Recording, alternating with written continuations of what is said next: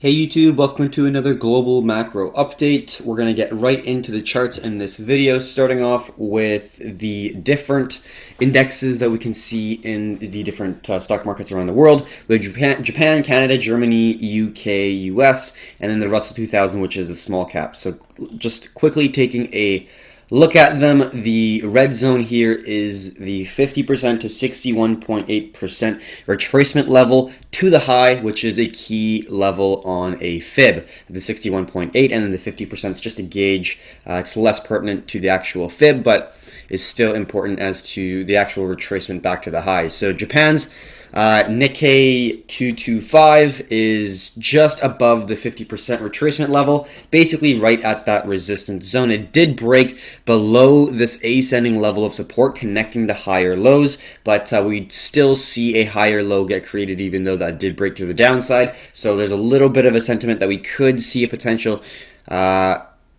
hesitation to continue up due to the break of that trend line, but in my personal belief, until we start seeing some key levels of supports break, it's still too early because we still are getting that exhaustion move to the upside. Canada's TSX is next, formed very similar to the SPY or SPX.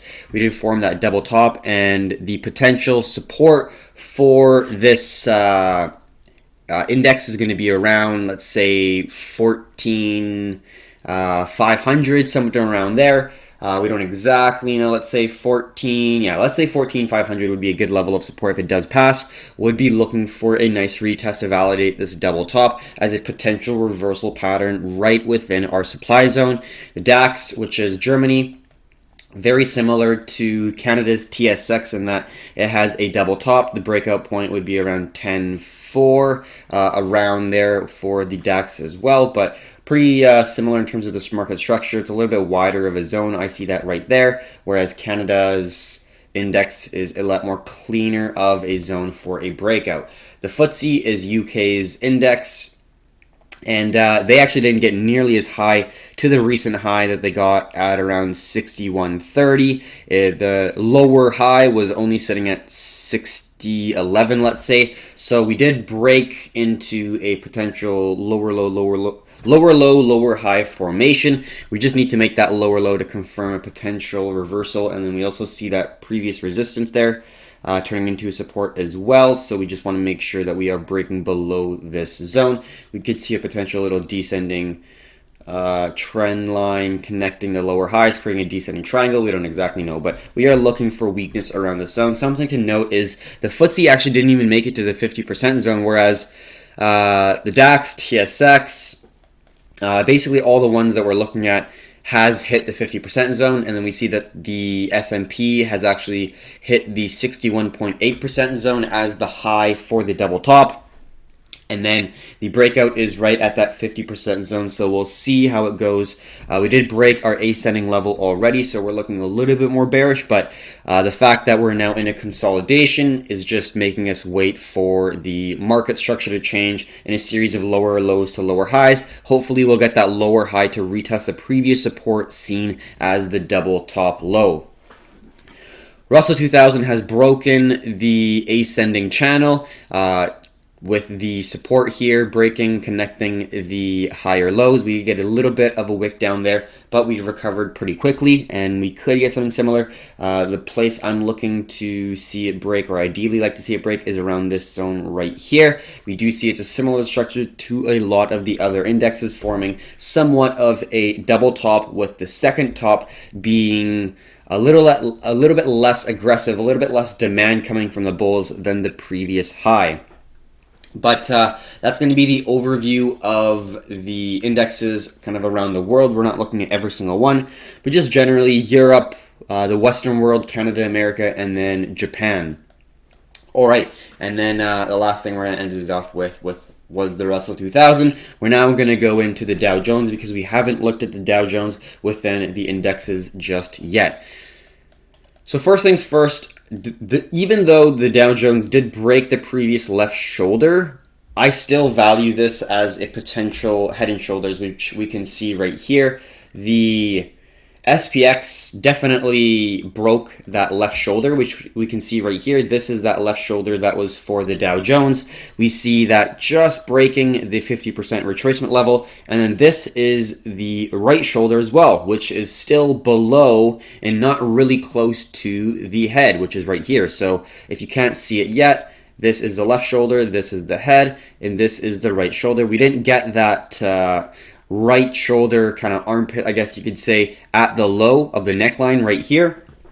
But in my view, you got a left shoulder, right shoulder, head, and if we do break, let's say around the 23,000 mark, that will potentially be a breakout for this price action pattern. So that's going to be my view of the Dow Jones. The fact that we made a lower high definitely signifies something. We could see more of a consolidation sideways, but still not looking for a bullish move. I think that there's going to be deflation coming into the market. I do not think that there's going to be a bull run that's going to take out the all-time high and continue going upwards.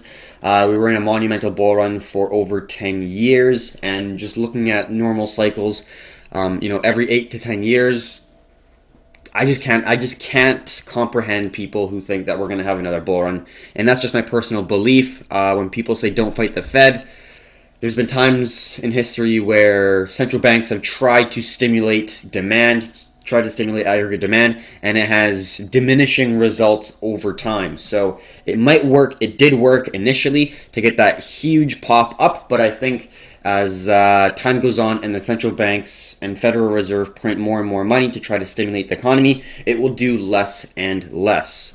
So that's going to be my view of the Dow Jones. Looking pretty good. Haven't really come to a point where I feel extremely confident and I have high conviction that it will absolutely plummet. I think that is still yet to come when we break our key level of a support, which is a neckline for our reversal pattern. Now let's look at the SPX on the daily. So this has no trend lines or anything. This is just a nice clean chart. And we initially had the potential for a head and shoulders like we had on the Dow Jones, which we can see right here. This was the left shoulder. This was the head. And right here we were holding, this was the potential right shoulder, but it actually blew through the resistance and tested the high. So now that is not a head and shoulders pattern, obviously, because this potential right shoulder blew right through, and now we got a potential double top here. I do think that a lot of these tech stocks are pushing up this index, but I don't think that it can continue rallying up here. But the main area I am looking for is around 2750. We can see this zone right around here. We did form a higher low from the previous low, but I do think that zone around there is a very key area. Maybe 2700, 2740 is a very significant zone that I will be looking for within the market structure. Let's just overlay some of our fibs and some of our trend lines that we're drawing here. So we see a nice double top at the 61.8% fib zone, which is good to see. But at this point in time, I'm currently looking at the market structure in a consolidation phase. We made a bearish impulse move to the upside. We're making a bullish corrective move, in my personal opinion. We are now making a consolidation, which is going to be either a volume accumulation or a volume distribution phase. And it's just a matter of, if you are a bull, this would be an accumulation phase or a reaccumulation phase before you get another move to the upside. And if you are a bear, this would be a distribution phase. So you're getting a series of highs that are not able to make a higher high. So you got a key level of resistance in confluence with a very significant fib level, as well as a previous level of support and resistance. You're also getting a series of lows that are not pushing lower. So you're getting a low and then a low that's not able to make a lower low or a higher low. So now you're getting in a consolidation where you're just going sideways within a channel. So what are we looking for? I'm not looking for longs. If we push up and make a higher high, I'd be very surprised, but I wouldn't really be taking action going long because of the fact of the fundamentals of my bias that there's more deflation coming rather than inflation. And we'll look at the US dollar setting up for a potential long as well later in the video.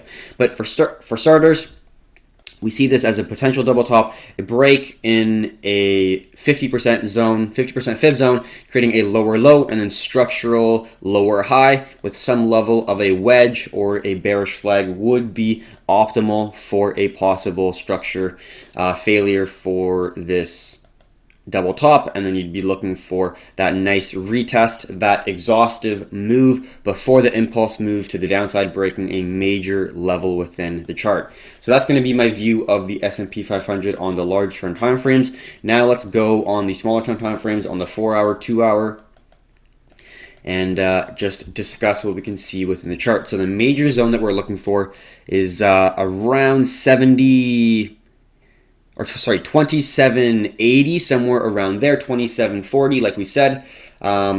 This zone was around 2800 for a breakout. Oops, and we can see that we're just holding that $2,800 zone right now. But what I also see, if we just take out this because we don't really need it, is an expanding pattern where we see a previous support turning into resistance, but that's getting larger and larger and wider because it's getting more ascending than the lows that it's creating. And then you see a resistance right here, resistance, turns to support, and support. So right now, that's what I currently see within the market. And then we have some horizontal zones that we are looking at. But mainly, that's going to be the expanding zone that we are looking at. We're at the low of it, so I don't really feel like we've dropped below the support yet. So I want to be very patient. I did draw some horizontal zones at around 2810. Let's just look. Yeah, 2810 was the low that we are looking at. Let's zoom into the 2-hour chart now and discuss kind of what we're looking for this potential move. Something to note is, even if it does break this major zone, because we're getting a lot of stimulus for one, and B, a lot of emotional bias that we're never going to be able to move to the downside because the Fed will save the day. That kind of bias definitely has still people gripping at the fact that we could see all-time highs. I personally don't think so, but I'm not going to be looking for a short, even if it does break this expanding zone. I'm really looking for a major horizontal zone to be broken, which is around 2740, 2750 would be a very, very key zone, which would be this horizontal zone right here, which we talked about within the daily chart and larger time frames as well. So around that zone is going to be the major zone that I'd like to see the price break. If it does break that zone, I think it would be very, very possible for us to see definitely around 2425, or even the low 2200s would be something that we could see. And then if it goes to that zone, I think that we could actually go significantly lower, because the only thing holding up confidence is the fact that we are in a bullish trend. If we were in a bearish trend, then the fundamentals would be in line with the technicals, and a lot of people would be selling, because it's not like you have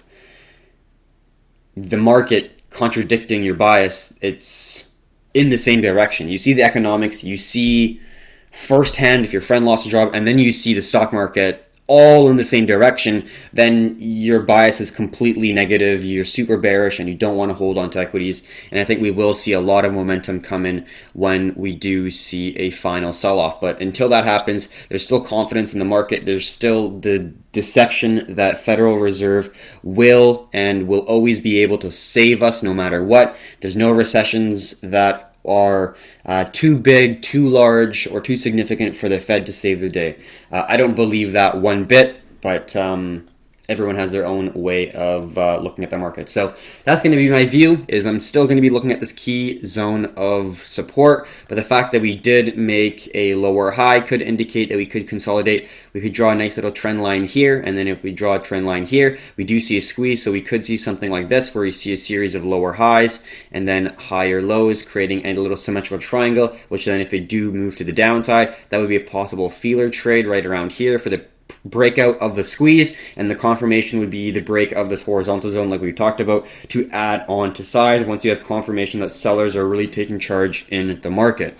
So that's going to be the analysis for the S&P 500. Let's now go into the DXY, which is the US dollar index. We do see a little bit of a squeeze coming together here. Let's just make this red because it is a resistance zone, and then I will just draw a mid point, just because I kind of like knowing where the middle of the pattern is. So right around there. All right, so we have a resistance forming lower highs, and we have a horizontal level of support. You could create a potential ascending level of support, but I'm going to keep it at a horizontal zone. We do see lower highs, so there is a squeeze, although it's not significant, so it could consolidate for quite a bit longer. I do see that there is a squeeze coming, and if we look at the larger time frames, it definitely does look like if the squeeze, if the contraction of volatility does start to expand, it could start expanding to the upside if if there is another potential liquidity event like we saw back in this early March when basically everything started selling off. We have a nice little squeeze which could extend for quite a long time. We don't exactly know. It's not that aggressive of a downtrend, so it could go for a long time here. We can see that if it just continues its trend, it could consolidate all the way until late middle of summer, but I don't exactly know how long it'll be till. But we're just seeing a nice consolidation going sideways, although we're making lower highs and a horizontal level of support is holding. So there is a squeeze occurring. We're just waiting and patiently seeing this play out. All right, next thing we're going to be looking at is gold and silver. That was the index dollar, the United States asset kind of point of view, because we looked at mainly the indexes in the United States and then the US dollar index. And now we're going to go into gold, silver, and the gold and silver ratio. First thing I want to talk about is the gold and silver ratio, because initially this was a potential reverse head and shoulders where you have the right shoulder, the head, the left shoulder, the head, the right shoulder, and it could have broken out, but it did not. It actually failed and then broke the series of higher lows, which then gave me a more bearish sentiment for the gold and silver ratio, which would mean that it's more bullish towards silver and less bullish towards gold. Doesn't mean that it's bearish for gold, but it just means that silver is going to potentially have a higher price appreciation when compared to gold if this does move down. So that was my bias. And then we did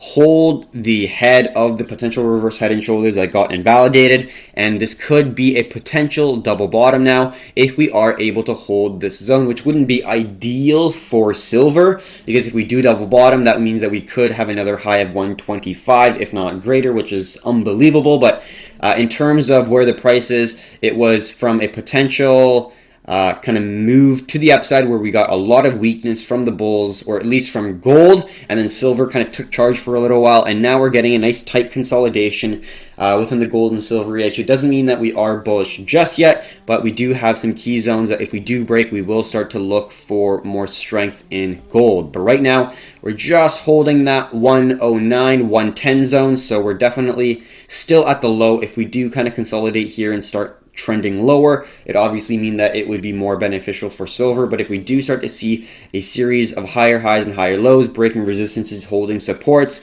that would definitely indicate a potential move for gold or a potential decrease in value for silver, one of those. All right. Now let's look at gold, and then we'll get right into silver. So first things first, we got the nice squeeze for the symmetrical triangle for gold right on around the $1,700 zone for a very key level within the chart. Basically, the kind of central point of the symmetrical triangle, where there usually is right at 1700, which is a very important zone on gold. If we zoom back all the way to the daily or weekly, we can see it was a very important zone. Previous levels of resistance, support, resistance, support, resistance. So the next zone after this, so if this triangle does break to the upside, we see that this $1,790 to around $1,800 zone for gold is a key level of resistance, because we see it rejected 3 times back in 2011, 2012, and late 2012 as well. So that's going to be the main zone that I think that this triangle could break out to if it does break to the upside. So let's go back to the price action and go on to the 4-hour chart, because we do see a strong move to the upside. After that liquidation event, we did see a strong recovery from gold that aggressively broke the previous high of just over 1700, and then it consolidated for a little bit. I do think that we could see another move to the upside.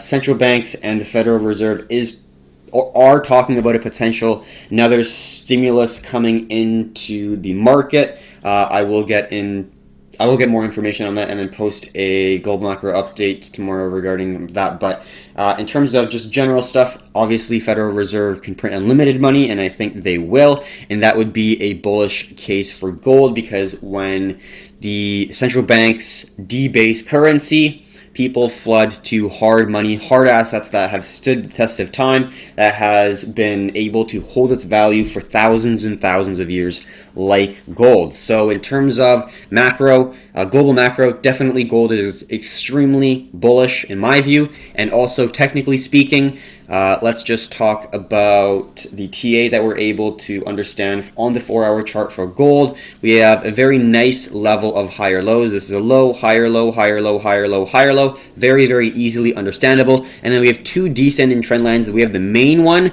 which was right here with the anchor point, and then we have just the candle closures, not the wicks, and then we see a wick touch, wick touch, and then you see a wick touch. So before this move like here, it was actually for me a potential breakout that could have occurred, but I did put in this trend line as well that indicated that we could get a little bit of resistance here. So after this little breakout, we did not actually break to the upside. We were holding this resistance, so we broke this zone, which is very bullish in my view, and then we retested, and then now we're going to consolidate and potentially have a move to the upside in my personal opinion. So definitely bullish for gold. We do need to break this resistance. We've already broken this one, and we're now breaking the horizontal zone that is connecting kind of the center of the symmetrical triangle. So it's looking pretty good. It could consolidate here for a little while, but once it pops up, I'll be looking for a bullish engulfing candle that shows significant strength on the 4-hour time frame, closing potentially higher than the previous high right here, which would be a huge potential add-on for me on gold before we get a move up to around 1790 to 1800 for that level of supply. So that's going to be my view on gold. Silver also looks pretty good. It did look a little bit better, but since the gold and silver ratio has kind of climbed out of its tight consolidation here, it's a little bit less bullish for silver, but it still looks pretty good. Let's just zoom in here on the 6-hour time frame. So I have a wedge that broke to the upside, and now it's holding a series of higher lows. So this is what I initially saw. This was that massive liquidation event right there, and then we got a pretty strong move back to the upside, and then we consolidated for a little while within this zone, and I viewed this zone as a descending wedge where you got a high, you got a lower high, and a lower high. So then what I did, there was only real 3 touch points on this zone, but the structure definitely with the lower zone forms a little bit more clear. So you got an anchor point right here, you have 1 touch, 2 touch, so you got the resistance at this point right here, and then you have support, support, support, with this support being very well respected. So you have this support as well. So now you've got this descending zone that is creating lower lows and lower highs, and you're looking for a break in the price action pattern as well as the market structure. This high is the most recent significant high that we want to pass in order for us to shift our market structure to a more bullish market structure, breaking the previous high to create a higher high. And that's exactly what we did within this structure right here. We broke the previous high, and now we're holding this previous resistance as a new level of support. And this is also in confluence with this low, higher low, higher low, and a potential higher low that's going to hold somewhere over here. So we've already broken this resistance zone, and now we are just holding this level of support. And if we're able to hold this level of support, I think we could start trending back higher. Up to 1650 is the next level of resistance, and then we got 1850 for the next key level of resistance as well. But we got a lot of space before that occurred, but I do think that silver does look a little bit more bullish. I'm in the opinion that until we get a real worry of inflation and CPI numbers go up, and not just in the United States but globally, you're not really going to see a huge rush to gold just yet. But gold and silver, precious metals in general, and gold is going to get that early demand for that safe haven kind of speculative asset that investors are going to be looking for with the proliferation of fiat currencies. So that's going to be my precious metals analysis. Hopefully you enjoyed it. We went over both silver and gold and the gold and silver ratio. We will go over BTC later on. We already made a video yesterday talking about the price action of Bitcoin and looking at what could potentially go down. It did play out pretty well to what we discussed. It does look like it's still gaining quite a bit of bullish momentum here, not really gaining any sell pressure just yet. We are at the $9,200 zone just about. So yeah, we will see. We'll notify the Performante members about BTC, but for now, that's going to be the video for gold and silver, and also the indexes that we talked about. So thank you very much for watching. We really hope you enjoyed it. If you have any questions, drop them in the comment section below. And until next time, have a good one.